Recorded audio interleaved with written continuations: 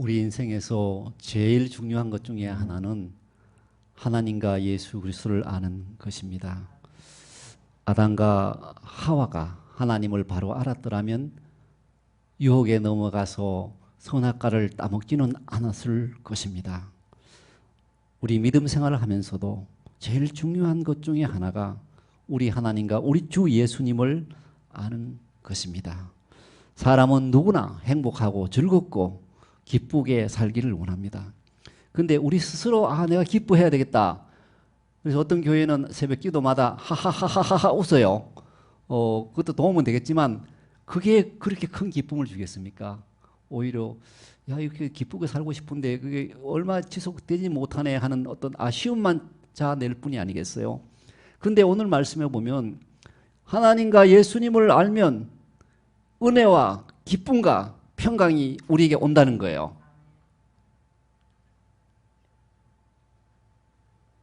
그래서 하나님과 우리 예수를 알고 인정할 때 평강이 오고 기쁨이 오는 것을 이제 알기 때문에 베드로는 베드로후서 1장 2절에서 하나님과 우리 주 예수를 알므로 은혜와 평강이 너에게 더욱 많을지어다.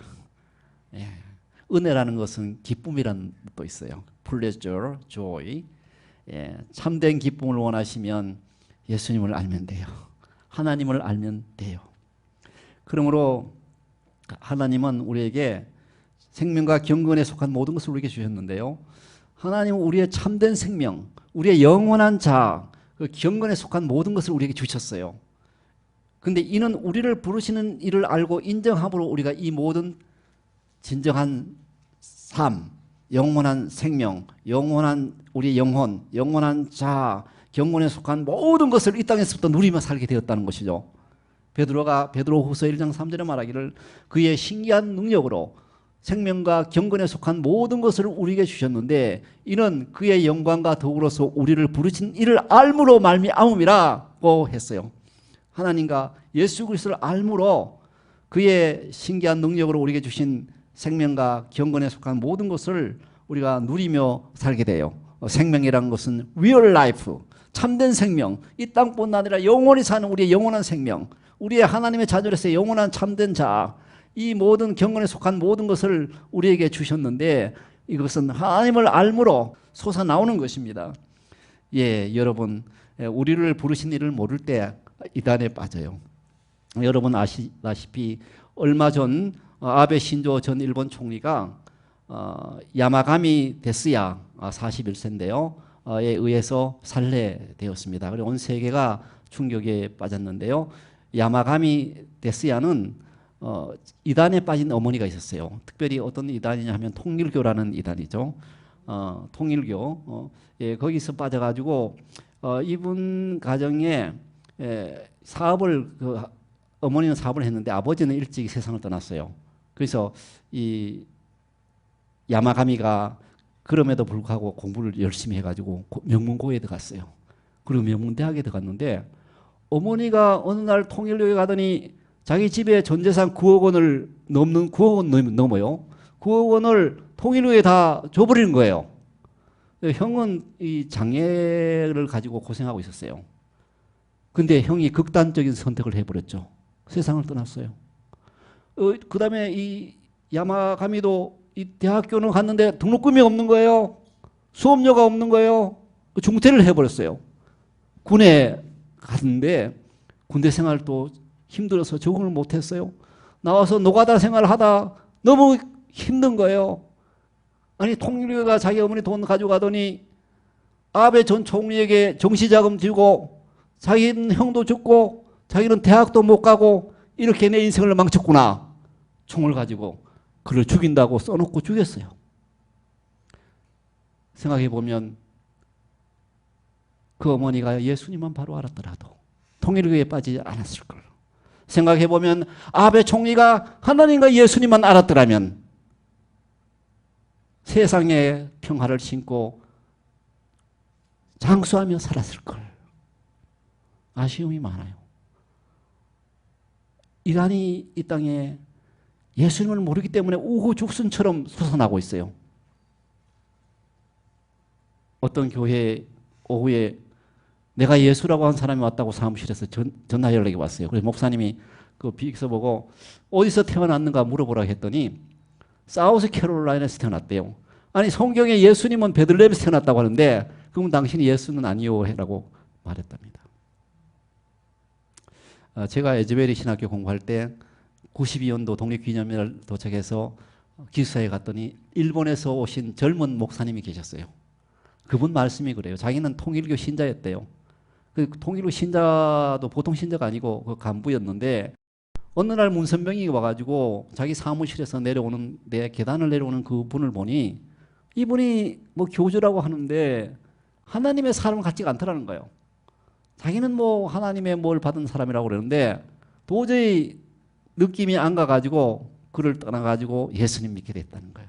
베드로는 우리에게 믿음의 덕의 지식을 가지라고 해서 열매 있는 삶, 게으르지 말고 하나님을 아는 삶을 살라고 했어요. 그래서 베드로후서 결론에도 서론에도 그랬지만 결론에도 오직 우리 주 구주 예수 그리스도의 은혜와 그를 아는 지식에서 자라가라.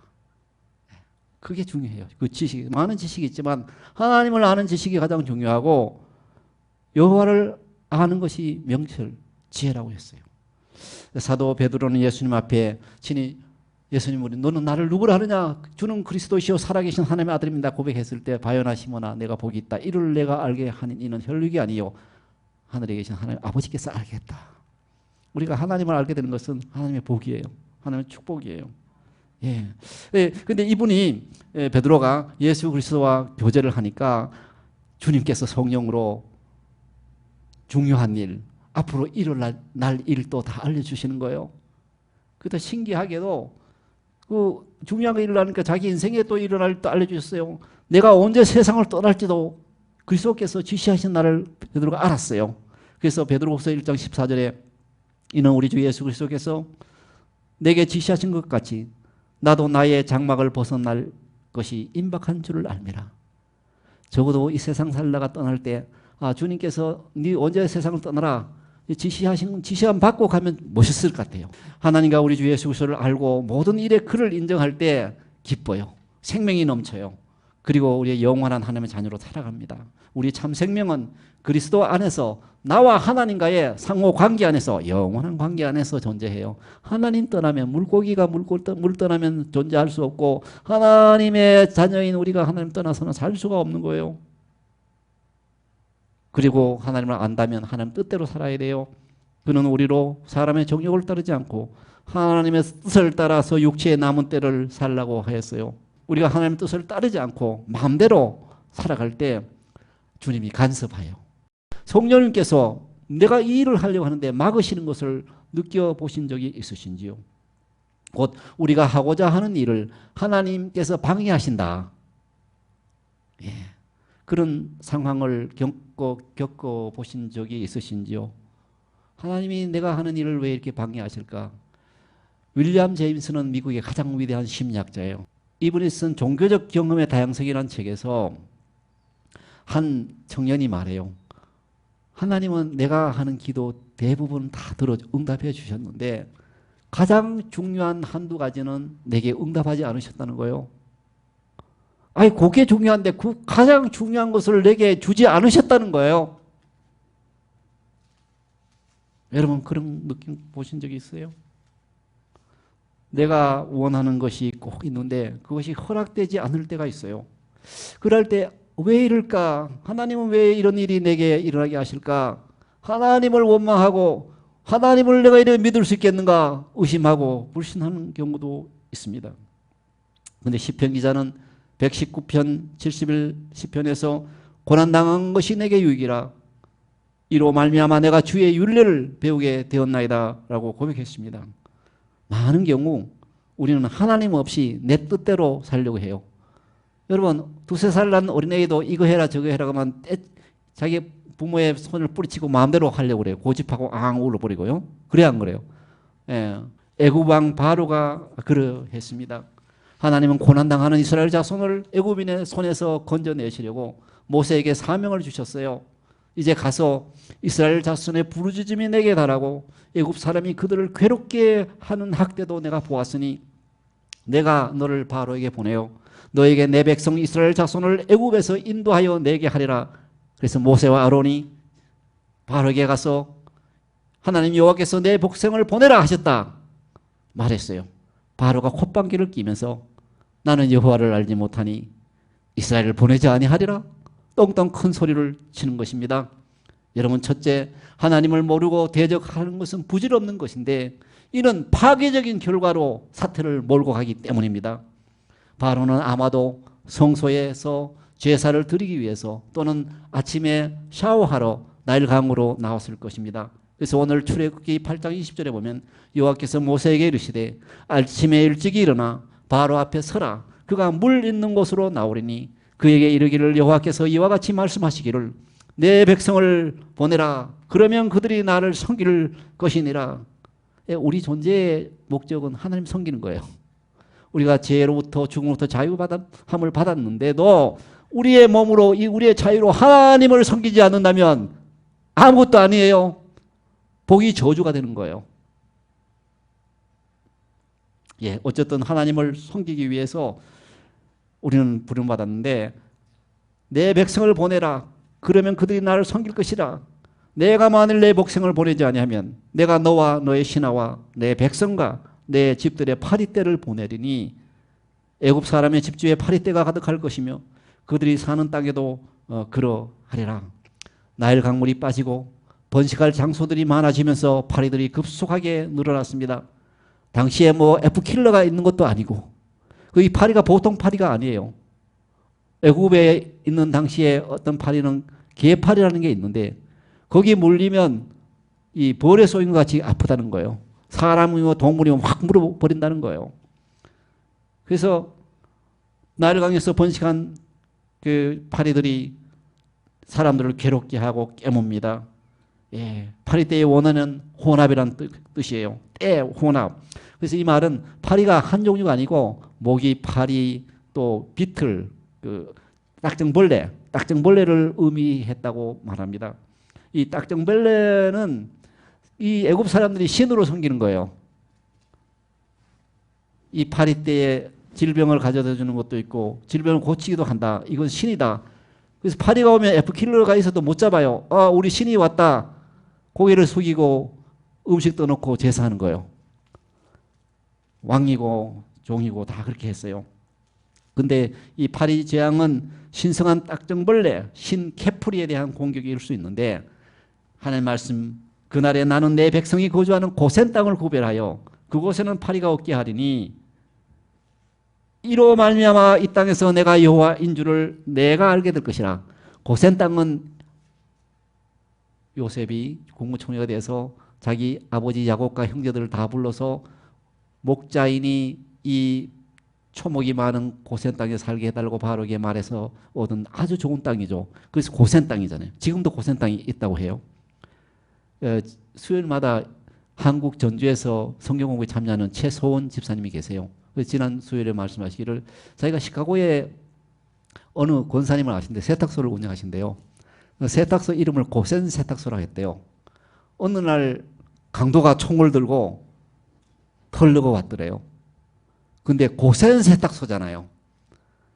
그곳에는 파리도 죽지 않고 하나님의 보호가 있는 고센 땅, 그 고센 세탁소 이름 거기에서 그런지 강도가 꼼짝도 못하고 그냥 나가버렸대요.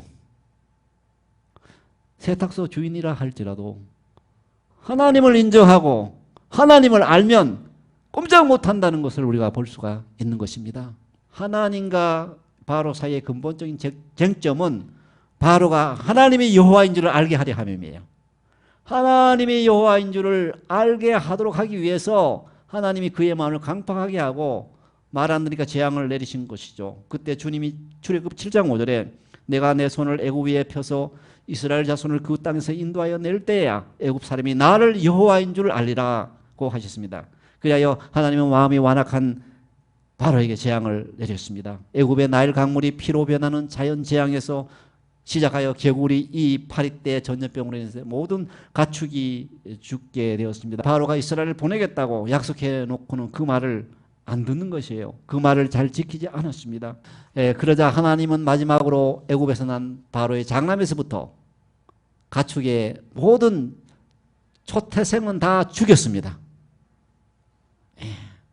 하나님은 우리에게도 자기 뜻대로만 행하려는 것이 얼마나 무모한 것인가를 깨닫게 하십니다. 하나님은 그의 자녀들이 자신의 방식대로만 일을 진행하려 할 때 진짜 염려하세요. 하나님은 오늘 바로를 통해서 정말 바로에게 자연재해와 전염병, 우박과 불로 애굽의 죽음이 오게 했습니다. 신기하게도 우박이 내렸는데 불이 함께 섞여 내렸다고 그랬어요. 이 참 신기한 거예요. 어떻게 코비드가 2년 전에 생기기 시작하더니 BA5라는 건 지금보다 가장 강한 것이 돼가지고 발표보다 7배나 더 많은 사람들이 코비드에 걸렸을 것이라는 추정이 나오고 있습니다. 오늘날 또 사람의 불순종으로 인해가지고 지구온난화, 대기오염, 오존층 파괴 등으로 여러 가지 병이 생기기도 하고요. 아프리카에서 한 서구 개척가가 금강을 캐려고 그 원주민 청년을 데리고 산이고 들로 막 뛰어서 금강을 빨리 많이 키워야 되겠다고 사람을 재촉해서 뛰어가는데 그 청년이 나무 밑동치에 툭 앉았어요. 왜 안 뛰어갔냐고 독촉하니 내 영혼이 아직 안 따라왔다고. 몸은 왔지만 영혼이 따라오지 않았다고. 하나님은 우리 영혼을 잃고 자기 존재의 원천인 하나님도 잊고 살아가는 인류를 향해서 스탑! 멈춰라! 네가 누구인지 알라. 내가 누구인지 좀 알아보라. 스탑! 멈춰라! 그렇게 말씀하고 계십니다. 강남중앙 침례교회 최병락 목사님이라고 계세요. 이분이 한 번은 꿈을 꾸었대요. 사람들이 큰 교회에서 계단을 내려오는데 홍수같이 밀려 내려오는데 이 사람 저 사람에게 물었대요. 형제분 예수님 아세요? 모르는데요. 그럼 다른 분에게 찾아가서 예수님 아세요? 저는 모릅니다. 모두 예수님을 모른다고 하는 거예요. 그 큰 교회 다니는 그 사람들이 성경을 끼고 예수님 모른다는데 어떻게 해? 근데 이분은 예수님을 잘 전하고 계세요. 여러분 오늘날 교회도 사람 교회 다닌다고 다 예수님 아는 게 아니에요. 마음이 완고하여 주님 말씀을 안 들으려 해요. 예수님을 몰라요. 주님 말씀에 귀 기울이지 않아요. 입술로는 하나님을 부르지만 실제는 하나님과 아무 관계가 없어요.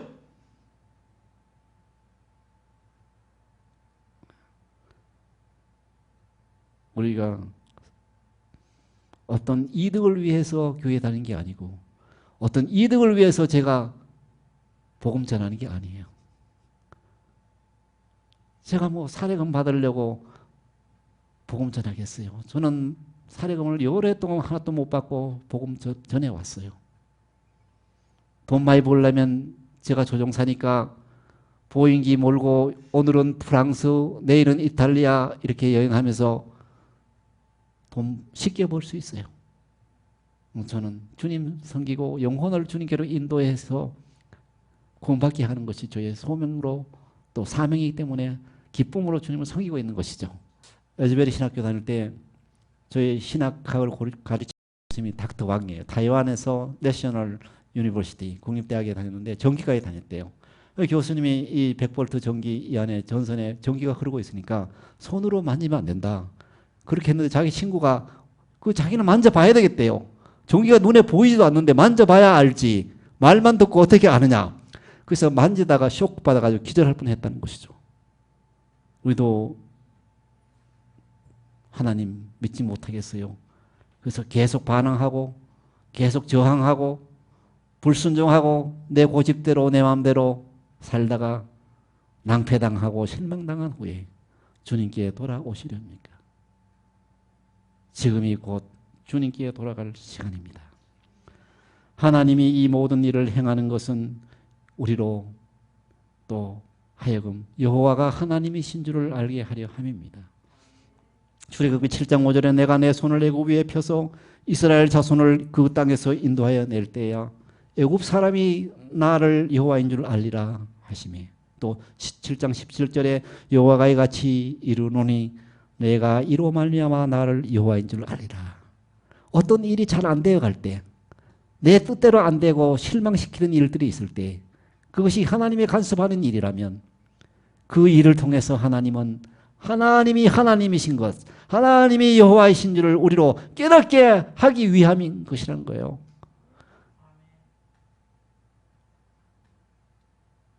옛날에 형광등에 불 켜면 불이 바짝바짝 하다가 안 돌아오는 거 있죠.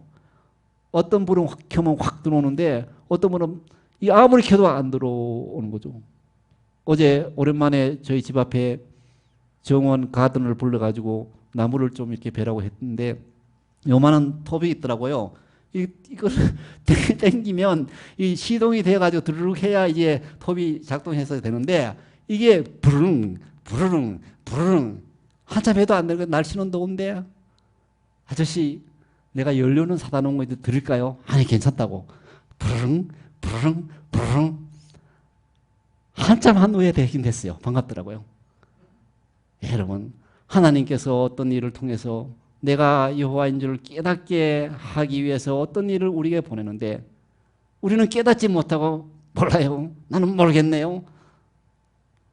나는 순종하지 못해요. 염소같이 계속 대밀어요. 자기만 상할 뿐이에요. 자기 인생만 허비할 뿐이에요. 자기 고통만 더할 뿐이에요. 주님인 것을 알고 순종하면 하나님께서 이루어 주시는 것입니다.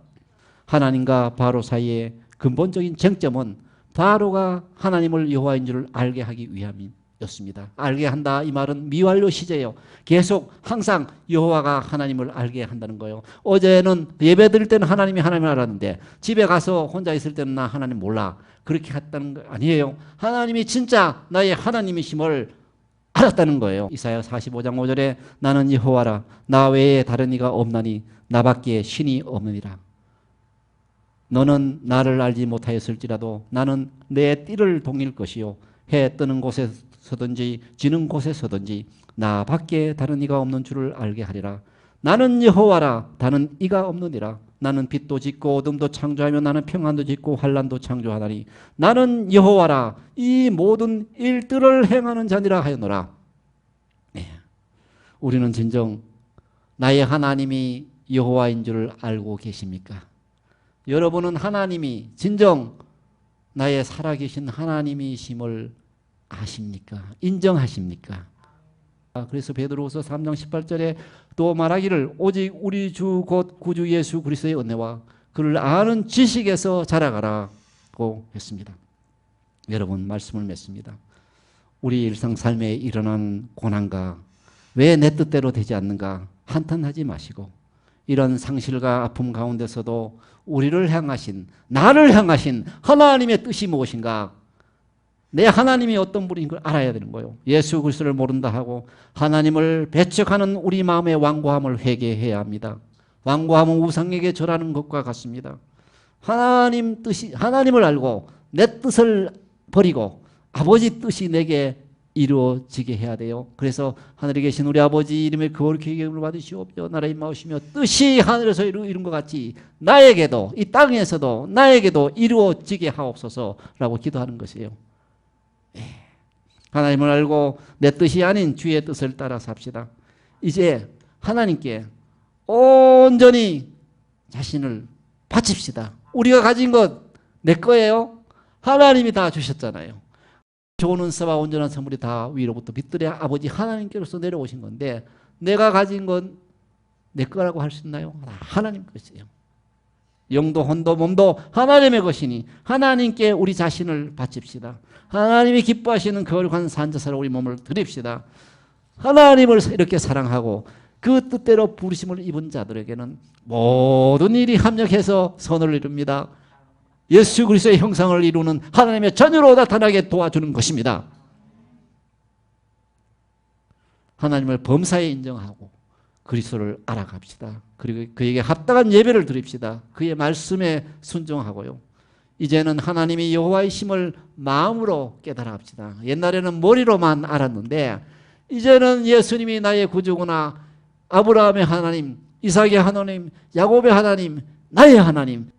하나님과 우리 주 예수를 알므로 기쁨과 평강을 누립시다. 그리고 생명길로 갑시다. 주를 알므로 형통과 승리의 삶을 살아갑시다. 할렐루야.